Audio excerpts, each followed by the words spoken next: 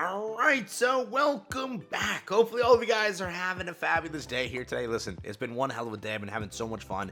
I've been playing so much of Sparking. I've been getting out like a crap ton of content. I've recorded so much. I've been having just so much fun today. Again, I just wanted to say thank you real quick again to everyone that left like those nice comments last video. Originally, I was planning to upload again Sparking here and kind of pivot.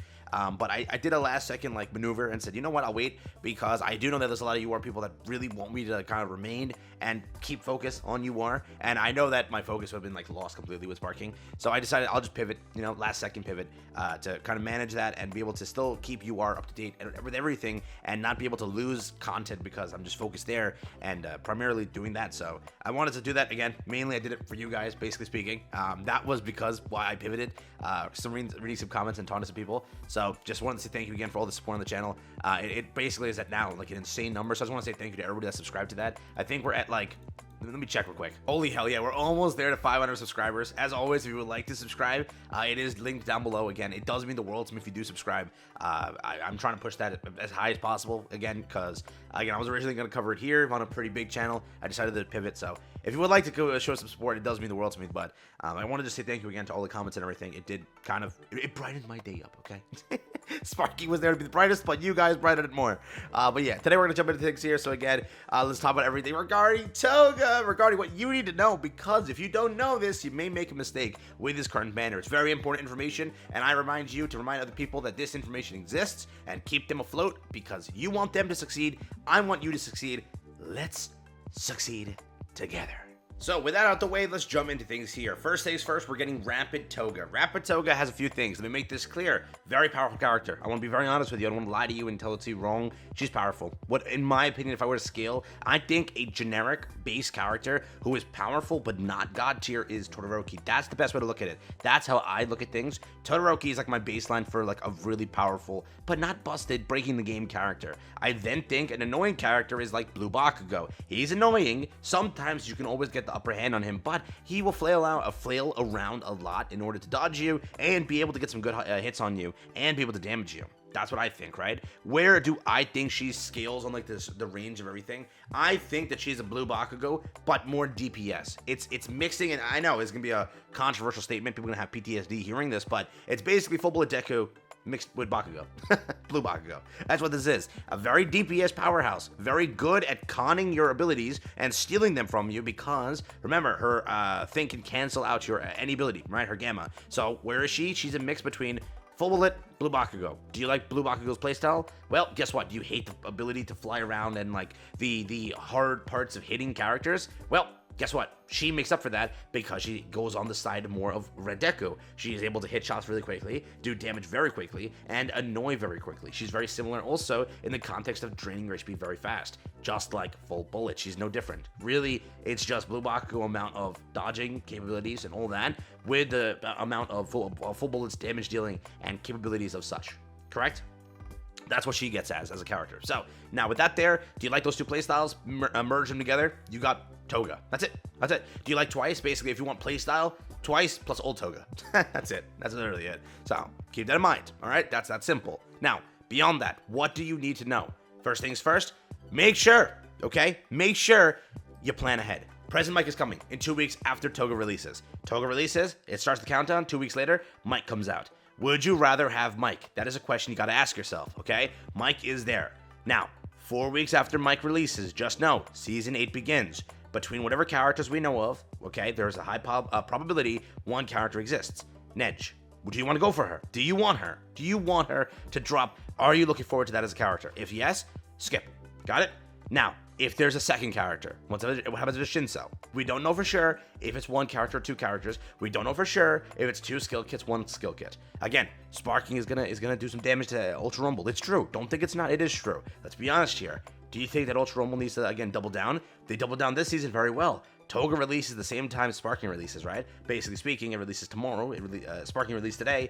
They planned ahead to make sure that we have content this season so we don't feel the drought. Because, again, Sparking can fill that drought. Here, they did it well. Next season, they could keep going just because, again, Sparking is still going to take over for a bit. It's going to be very powerful. So, again, you could definitely see a triple update during, again, that next season. So, Are things like Kaminari worth it? Are things like maybe Kirishima, Cement Toss, are those things, skill sets, worth it? Could you see Shinso? Is that worth it? Kurogiri, is that worth it? Ask yourself that, okay? Simply put, let me tell you something. Easiest thing that I can tell you is right now, plan between this. Plan between Mike, plan between Kaminari, plan between Kirishima, Nej, and Toga. If you only care about Toga, go for Toga. But don't go for Toga because of this. Make sure to verify. Hop over here and verify things, right? Where did you last summon? If you've been extensively and only summoning for characters, you gotta switch it up, right? In order to maximize things. I made a full video where I broke down like the entire points of this, and I showed proof with like my own account. Basically how I've been doing things on like one of my reroll accounts, if you were to say. It's again, I manage multiple accounts right now in order to pull stuff, so again, I don't have to like spend thousands of bucks. Per content video, per character video, but basically how I do things is this. I pull for a skill set. I then wait. I will not pull for another skill set until a character I want. I then pull for the character when I have massed pity. I will then go and redo it, pull on a skill set.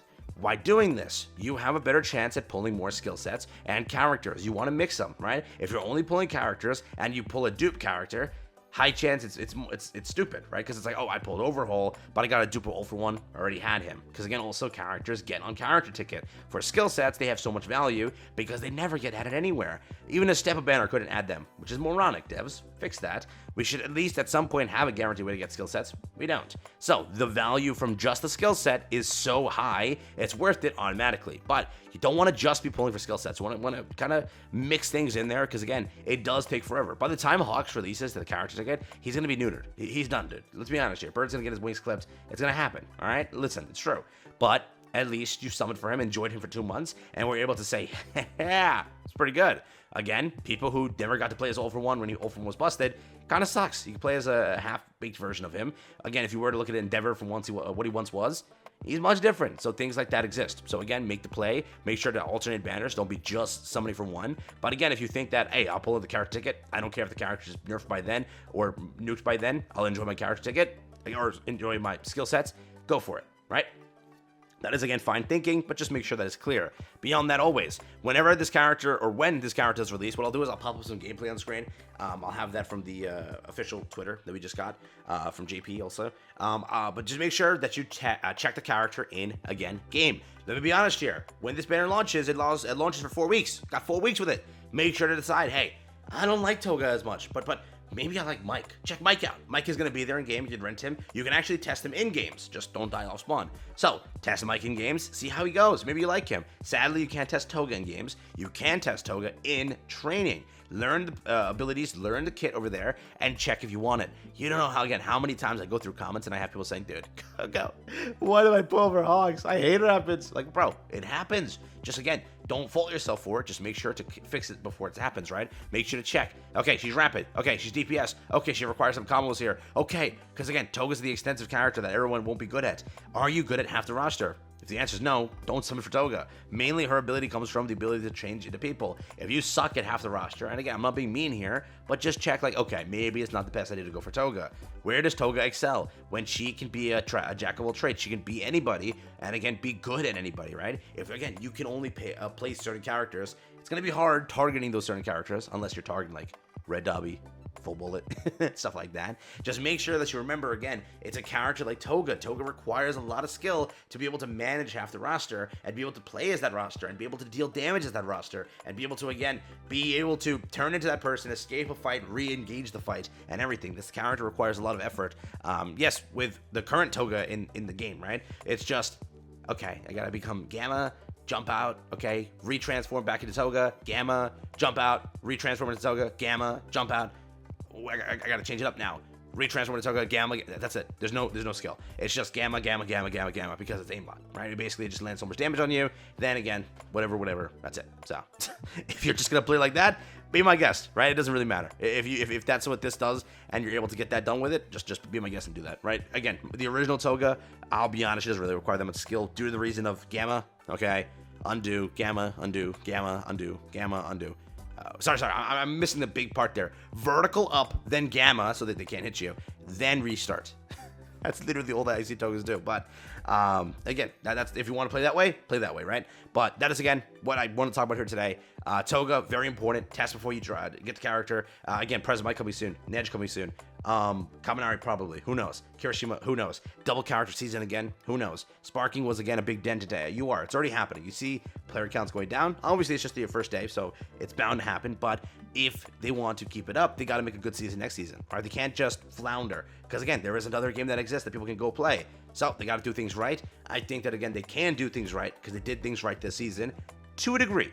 Hawks, they didn't. I don't know if they expected to destroy the entire game, but they did things right to a degree. So keep that in mind.